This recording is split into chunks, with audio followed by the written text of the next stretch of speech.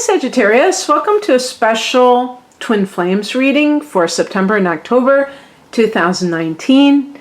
It's Raina, and this spread I got courtesy of emeraldlotus.ca.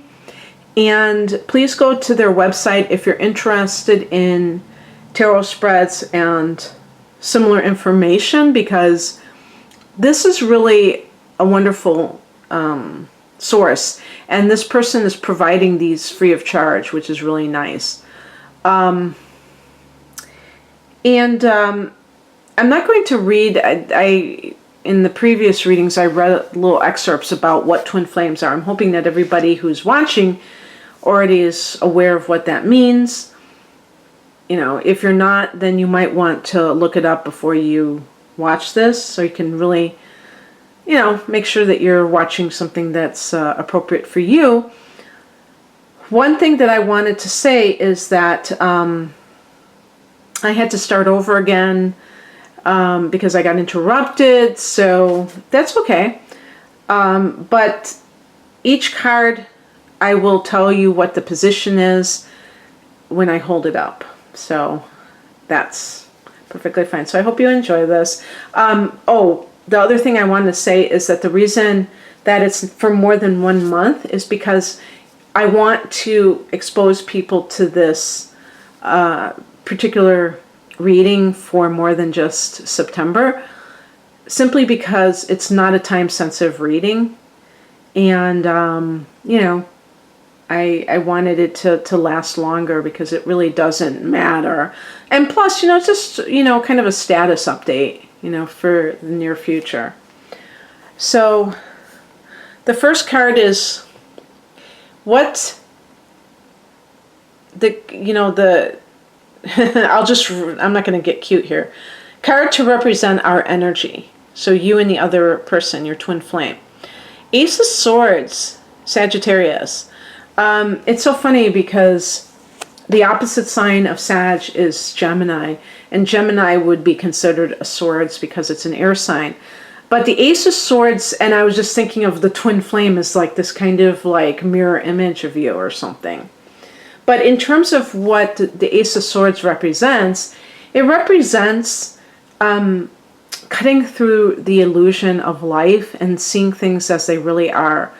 And so basically what it suggests is that you and this other person really keep each other honest, and you don't lie, not just, you know, lying about things, but don't allow them to lie to themselves, which is kind of the biggest problem sometimes, even more than lying to somebody else. Because lying to oneself really hinders a person's ability to know exactly what they want. I think a lot of people don't realize that. So it's great that you have this with that person, because then you're not enabling each other to live a lie, to live without having that sense of what is really true for both of you. And, you know, in some relationships, I just wanted to state this, excuse me. In some relationships, you have one person who's like the truth teller, and the other person who is kind of in denial.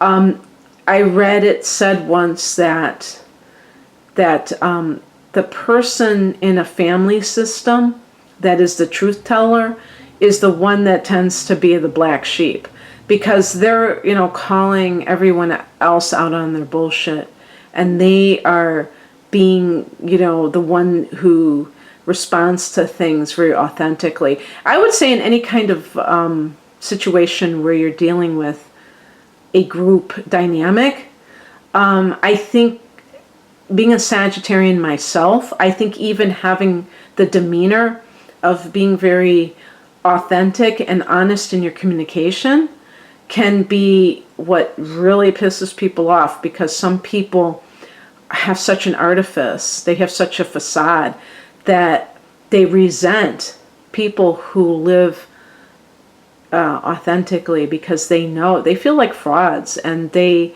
they know it's very freeing to be authentic, because you don't have to, take this energy just to put up this false front, So anyway, for what that's worth. And the number 2 card, which was very interesting, this is as far as I got, is the King of Pentacles, and this represents what our purpose is together in this lifetime. Well, this suggests something material, and actually material mastery. But I feel like, rather than, if I were dealing with 2 Capricorn, or a Capricorn person, I would say, oh yeah, you're gonna be this this corporate entity or something. I mean, like, you're gonna start a corporation. But with Sagittarius, I think that anything that has big money attached to it, if you're meant to really pull your resources together so that you can create something that is like, that gives you material wealth, that it's going to benefit more than just you. Because Sagittarius is just a natural sage. I mean, that's, you can see the similarities in those 2 words. And there's a reason that Sag would take that money and use it. It would be for the betterment of humanity. It wouldn't just be like so you could buy a Ferrari together.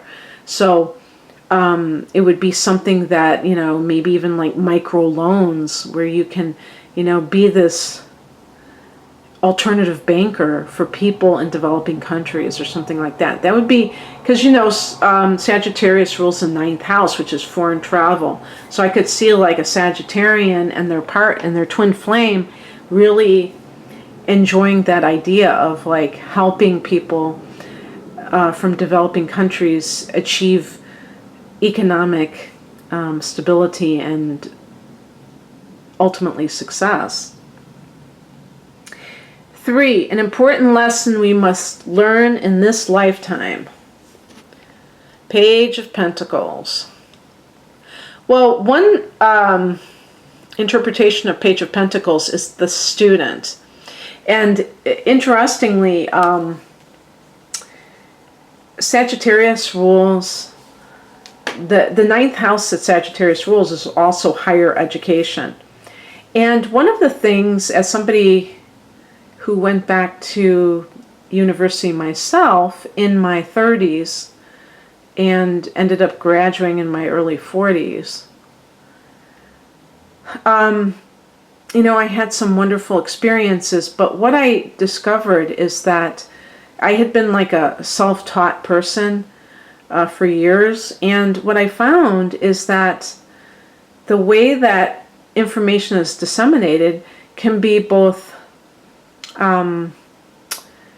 biased and, like agenda driven, and also that it's limited because it's coming from that one perspective, that one like way that it is disseminated through lectures or through, written things. And it's like, experiences are your greatest teachers. Experience is your greatest teacher, ultimately. And sometimes, even I catch myself, because I read a lot, and I say, oh, I read it somewhere, and that's all intellectual. That's all in the mind. I mean, you have to put things into practice, or else they're just theories. And so this could be about pages are messages, and we could even say communication. With Pentacles, it's of a practical nature. In the astrological houses, you have the 3rd house that Gemini rules, and that is of mundane knowledge, but what we would call even like, I guess we'd say practical knowledge in a lot of ways. But the 9th house is abstract knowledge. And while abstract knowledge is fun, philosophy is fun, you can be so much in your head with these concepts that you're not really utilizing what they're there for. It's kind of like when I try to articulate why I don't go down the rabbit hole of predictive astrology to the nth degree. I keep it pretty simple. And the reason is because you can just go into these abstractions. And it really can be like a sophisticated way of avoiding responsibility in your own life. And that's one of the things that the mind can play tricks on us if we allow it.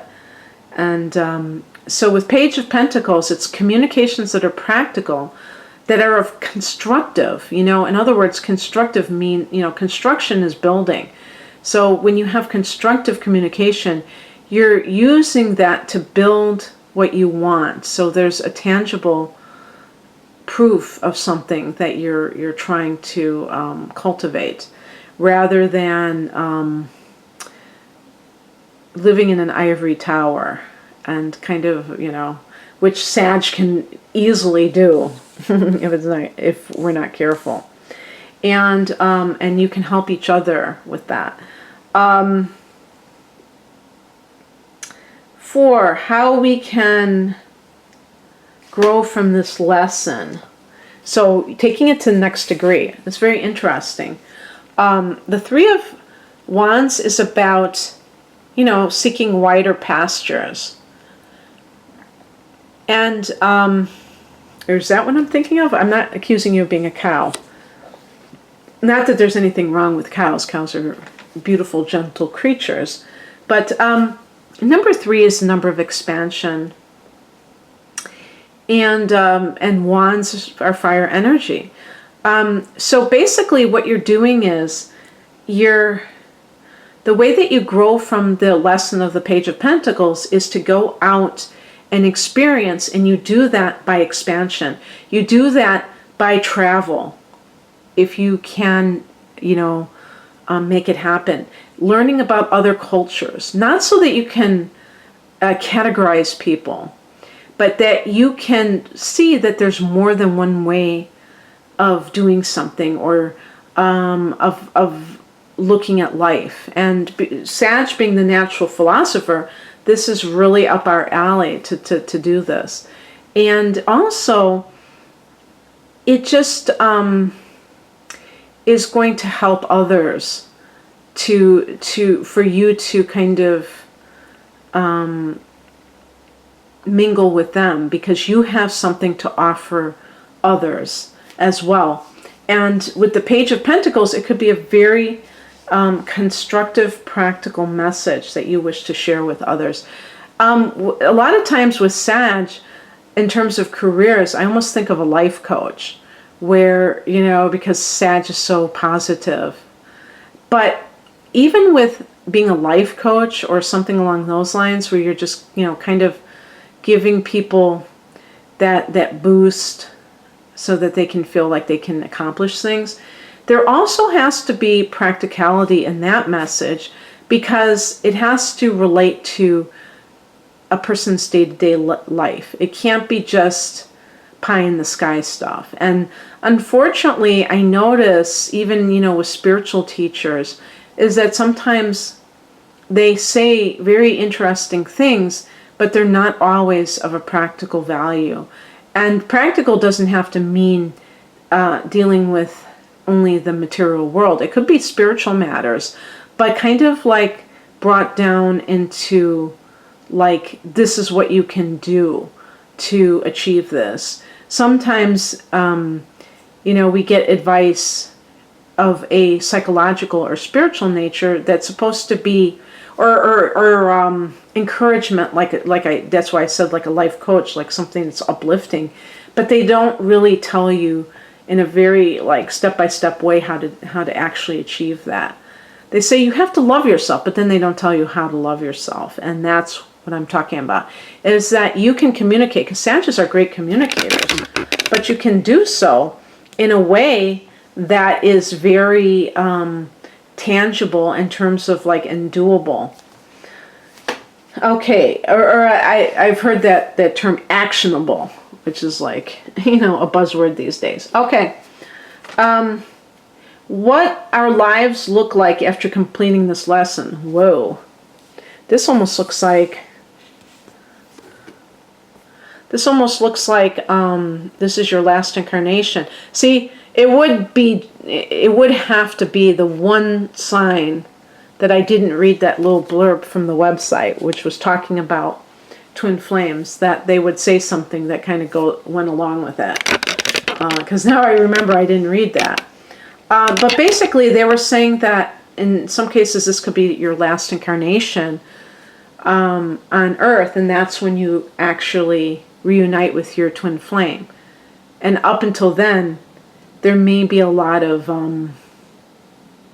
kind of back and forth types of things, because you're going to ascend together. Well, I mean, I guess you have to believe in that in order to do it. I'm a little bit skeptical of ascension from the standpoint of, and this is, the end of it all. We're never going to have to incarnate or together in a material world, or unless I'm misunderstanding what ascension means.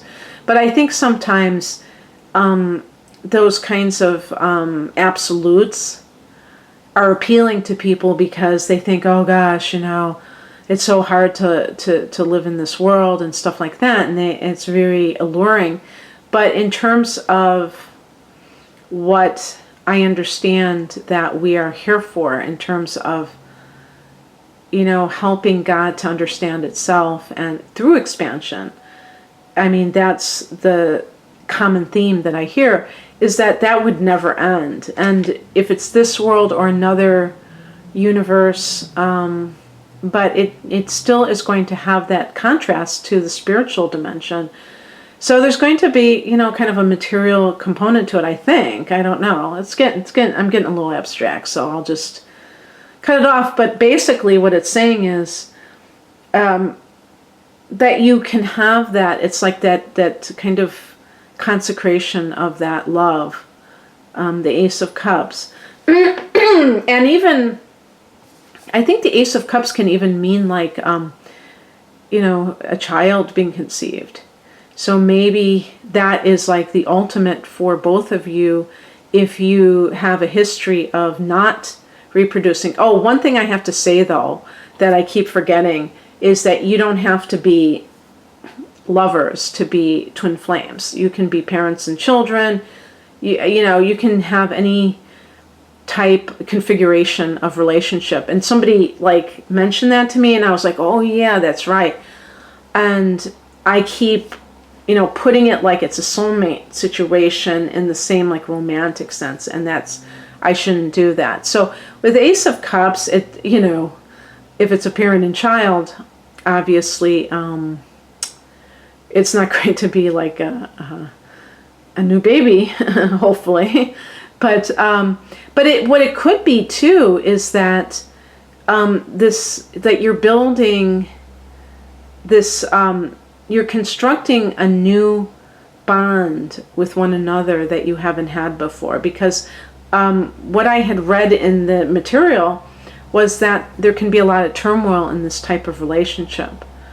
And that apparently is part of the whole process.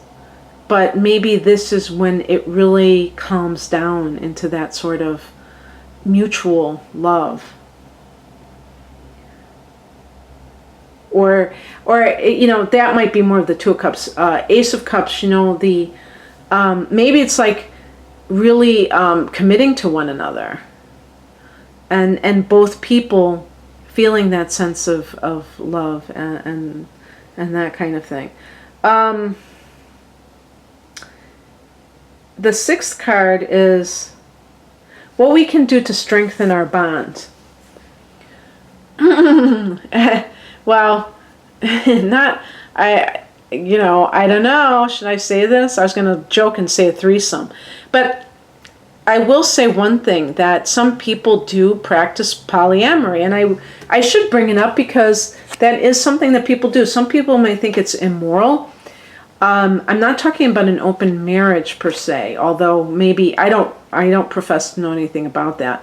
But some people believe that that's the only way to really find out what love is by not being possessive with that one person, even if you're not the typical possessive type of partner, that there still is those traces of it by the mere fact that you are in a monogamous relationship. I'm going to leave that there because I don't want to get into the weeds with that.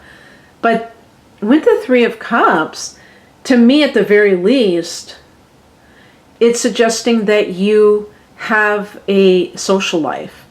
And maybe it could be that you both are joining groups that mean a lot to you, that feel like you resonate with what they stand for, or friendships with people that have, certain ideals. One thing about those of us who are fire signs is we're very idealistic and we're very passionate about our ideals. And, sometimes other people think that we're strident, but we really feel like it's important to have certain values that you're fighting for, that you're promoting. And when you bring other people into it, it can strengthen your bond because you're sharing this common, cause, if you will. And also, for each of you, that you have your own friends, that you don't have to always be attached to the hip with one another, that you can have your own separate lives in a certain sense with your social circles. Every time you go out to socialize doesn't have to be with your partner. And some people, believe it or not, would think that that's not necessarily a good idea, but I think that a lot of Sagittarius can agree with that. Okay, so the seventh one is how we can heighten our vibration. So the one thing was the bond that's more on the outer. This is more on the inner.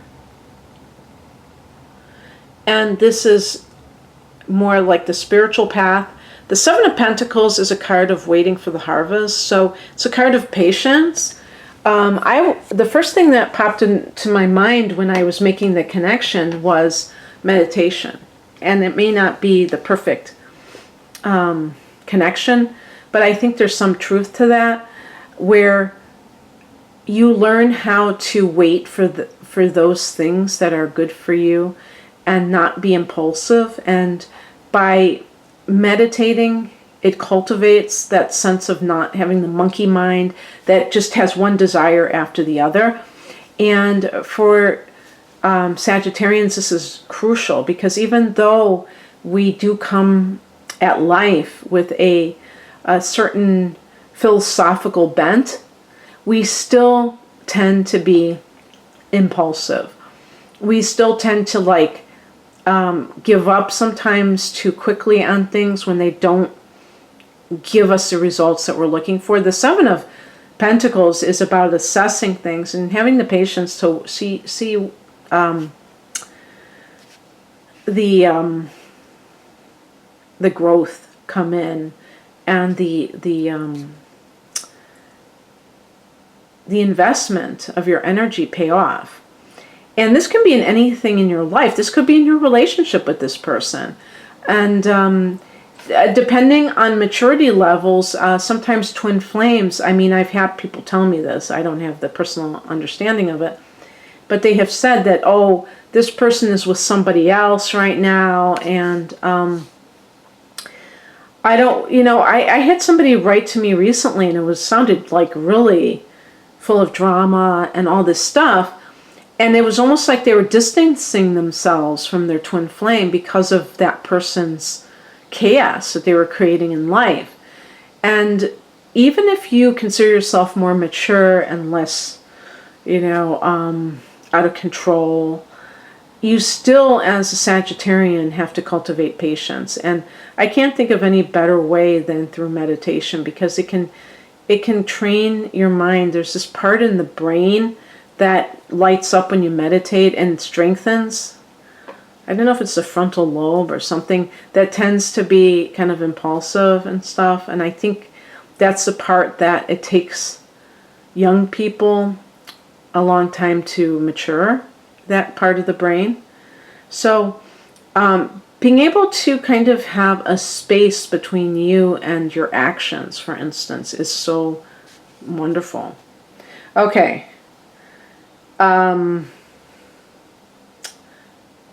Something your twin is mirroring for you. And here was another one where I had an input from somebody who had been watching this with this particular position, because I was a little bit like, okay, does this mean that the other person is showing this behavior that we would consider very negative, but it's really showing how it's inside of you? That's what I interpret this as.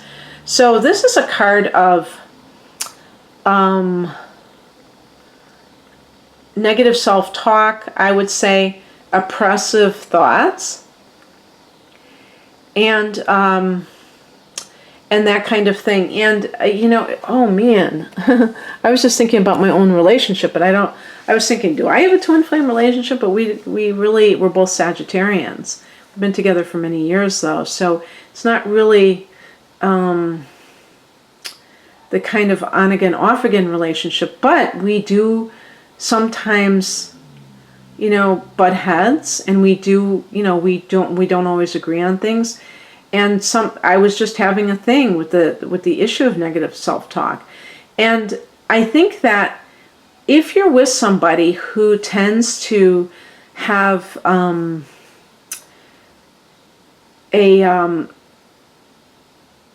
they could have like a low self-esteem, but they just may have a lot of pessimism. And it bothers you because as a Sagittarian, you are a glass half full type of person, and you might even be saying to yourself, I don't know if this person is right for me because of this negative self-talk. Really, this person may be mirroring things that are within you that you're not acknowledging. So we talk about the shadow. And for Sag, I think a big piece of the shadow could be your own parts of yourself where you feel negativity, and maybe you always try to cover that up with levity, with joking around, and that you're not willing to acknowledge that part because it feels very uncomfortable. The thing about the shadow is that when it's not embraced, the person can be at risk of projection. Luckily for Sag, because we're a fire sign, we are, it's objective. I think this is most at risk for water signs because they are subjective and they're based on emotion. But still, anyone can kind of project, you know, and the more out of touch a person is with certain parts of themselves that they may be ashamed of, that they may be scared of, the more they can kind of like not allow that part to see the light of day, and they can kind of keep it within themselves, but they are still telling themselves negative things. They're disconnected from the fact that they are, is basically what I'm saying. Or it can be somebody who criticizes others, is overly critical, because really that person's imperfection is triggering your own. I'm thinking about this because if you have the moon in Virgo like me, or a prominent Virgo, maybe Virgo rising or something, that could also come into play. And so what I'm trying to say is that sometimes when somebody is unwilling to admit that they have things about themselves that they don't like, they end up criticizing other people. Sometimes for the very things that they don't like about themselves, but just in general having a critical spirit. So just something to keep in mind. But even if it's that person's acting helpless in their life and that bothers you, just remember that it might be triggering something in you that doesn't want to feel helpless or doesn't want to feel trapped by a negative mindset. And sometimes we get like, I notice on YouTube or on Instagram where people, they're always trying to be so above it all, and you can't do that and really be authentic, I think, a lot of times, because nobody is on 100% of the time. And sometimes people do have down days where they're not like in alignment, where they just don't feel good. Maybe they don't feel good physically, or they are just in a funk, It happens. It's okay. And it's like, because of the law of attraction and all these things, it's almost like this oppressive mentality about like being, oh, you had a negative thought, oh my God, and so what?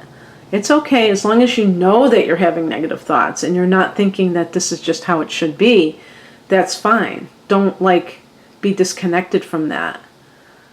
And this person may, keep it in your face, by always being like that or frequently being like that. What can I do to help my twin reach their highest potential? Ace of Wands is about new beginnings that are very enthusiastic. So looking at that card with the Three of Wands, it sounds to me like maybe some of you are in need of like a total, you have to step out on faith, and maybe it means moving to a new city, a new country, somewhere where you can have a total fresh start. With the fire energy of the Wands and the Ace, it's like, it's like Aries energy. It's like springtime energy. Well, at least in the Northern Hemisphere, I should say. And that feeling of newness and pure potential. So don't be afraid to explore new territory, do new things. Even if it's not involving traveling long distances, but, exposing yourself to new things, starting new projects, and doing so with a sense of gusto. Okay, that's what I have for you, Sag. I hope that you enjoyed this, and I hope that you and your twin flame have a wonderful connection. Take care. Bye.